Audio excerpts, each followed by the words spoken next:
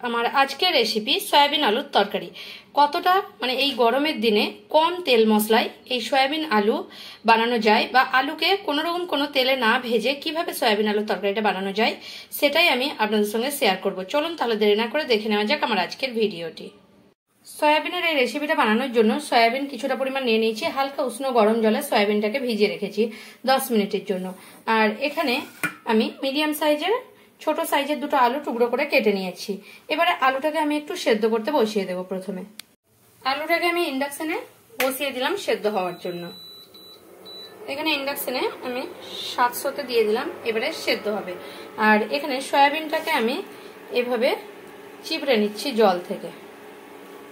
এভাবে জল থেকে সাইডে সব সয়াবিনগুলোকে একটু চিপড়ে নিচ্ছি। এখানে একটা ফ্রাই প্যান গরম করার জন্য বসিয়ে দিয়েছি। ফ্রাই প্যানের মধ্যে আমি দিয়ে দিচ্ছি 1 চামচ মতো সরষের তেল। সরষের তেলটা দেওয়ার পরে দিয়ে দিচ্ছি সয়াবিনগুলো। এখানে সয়াবিনগুলো দিয়ে দিচ্ছি। এখন সয়াবিনগুলো মিডিয়াম ফ্লেমে রেখে আমি ভাজতে যাচ্ছি। এখন আলুটা আমার সেদ্ধ হয়ে গেছে, একটা কাঁটা চামচের সাহায্যে দেখে নিলাম। এবার আমি ইন্ডাকশনটাকে অফ করে দিলাম। এখন মিডিয়াম ফ্লেমে রেখে সয়াবিনগুলোকে ধীরে ধীরে আমি ভেজে নিয়েছি। এখন সয়াবিনগুলোকে আমি উঠিয়ে নেব একটা বাটির মধ্যে। এখানে একটা ছোট্ট সাইজের টমেটোকে কেটে নিয়েছি, সেটা আমি দিয়ে দিচ্ছি। আর একই সঙ্গে আমি ধীরে ধীরে টমেটোটাও গলতে থাকবে। আর আমি এর মধ্যে দিয়ে দিচ্ছি ভেন্ডি যে ভেজে রেখেছিলাম সেই ভেন্ডিগুলো। এবারে একদম লো ফ্লেমে রেখে এটাকে ঢাকা দিয়ে আবারও টমেটোটা মশলার সঙ্গে কষাতে থাকবো আমি। এভাবে আমি করে নেব। আর যেহেতু লবণ দেওয়া আছে তাই আমি কোনো লবণ ব্যবহার করছি না এখন। এবারে আমি ঢাকা দিয়ে দেবো। আবারও 5-7 মিনিট পরে আমি এভাবেই হতে দেবো, মাঝে মাঝে নাড়তে থাকবো। এখানে ফ্রাই প্যানটা গরম হয়ে গেছে। আর এখানে 2 চামচ সরষের তেল আমি দিয়ে দিলাম। তেলটা আমার গরম হয়ে গেছে, 1/2 চামচ লবণ আমি দিয়ে দিলাম। এবারে একটা মিডিয়াম সাইজের পেঁয়াজ কুচো করে কেটে নিয়েছি, সেই পেঁয়াজটা আমি দিয়ে দিলাম। আর একদম লো ফ্লেমে রেখে দিয়েছি গ্যাসের ফ্লেমটাকে। এবারে আমি পেঁয়াজটাকে লো ফ্লেমে রেখে ভাজতে থাকবো। যেহেতু লবণ দিয়েছি তাড়াতাড়ি পেঁয়াজটা গলে যাবে। পেঁয়াজটা আমার ভাজা ভাজাও হয়ে গেছে, গলেও গেছে, দেখুন কাছ থেকে দেখাচ্ছি। এবারে আমি মশলা আদা রসুনের পেস্ট 2 চামচ পরিমাণে হবে সেরকম আমি নিয়ে নিলাম। আর অল্প একটু ধুয়ে জল দিয়ে দিচ্ছি, হালকা একটু জল দিয়ে দিচ্ছি। এবারে মশলার মধ্যে 1/2 চামচ হলুদের গুঁড়ো দিয়ে দিচ্ছি শুকনো লঙ্কার গুঁড়ো।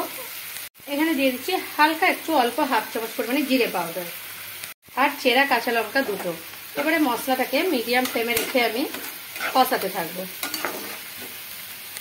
মশলাটা ধীরে ধীরে কষানো হচ্ছে। এখন আমি অল্প পরিমাণে একটু চিনি দিয়ে দিলাম।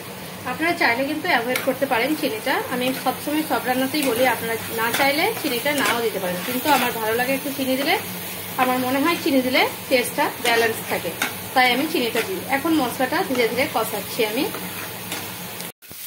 মশলাটা এখন আমার কষানো হয়ে গেছে। একটা মিডিয়াম সাইজের ছোট্ট টমেটো এটাকে দিয়ে দিলাম। টমেটোটা দিয়েও আমি এখন মশলাটাকে একদম লো ফ্লেমে কষাতে থাকবো যাতে টমেটোটা গলে যায়। এখন মশলাটা আমার কষানো হয়ে গেছে।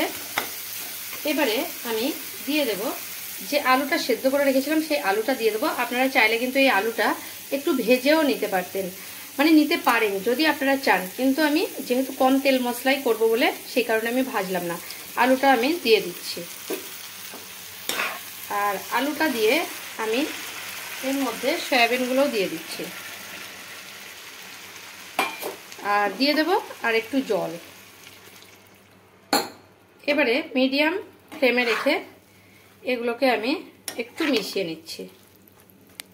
সয়াবিন আলুটাকে আমি মিশিয়ে নিয়েছি। দিয়ে দিচ্ছি আরো 1/2 চামচ পরিমাণে লবণ। যেহেতু আমি সয়াবিনেও লবণ দিয়েছিলাম না সেই কারণে আমি 1/2 চামচ পরিমাণে লবণ দিয়ে দিচ্ছি। আর এইভাবে আমি এটাকে এখন হতে দেব 10 মিনিটের জন্য মিডিয়াম ফ্লেমে রেখে দেব। আর এভাবে ফুটতে দেব। 10 মিনিট পরে আপনাদের কাছে আমি ফিরছি। এখন সয়াবিনের আলুটা আমার হয়ে গেছে। এখন আমি গ্যাসের ফ্লেমটা বন্ধ করে দিচ্ছি আর একটা বাটিতে নামিয়ে নিচ্ছি। সয়াবিন আলুটাকে আমি এখন বাটির মধ্যে নামিয়ে নিয়েছি। আমার ভিডিও যদি আপনাদের ভালো লেগে থাকে তাহলে আমার চ্যানেলকে সাবস্ক্রাইব করার অনুরোধ রইল, আর কমেন্ট করে জানাবেন রেসিপিটা আপনাদের কেমন লাগলো। যদি ভালো লেগে থাকে তাহলে একটা লাইক করতে ভুলবেন না, আর প্রচুর প্রচুর শেয়ার করবেন।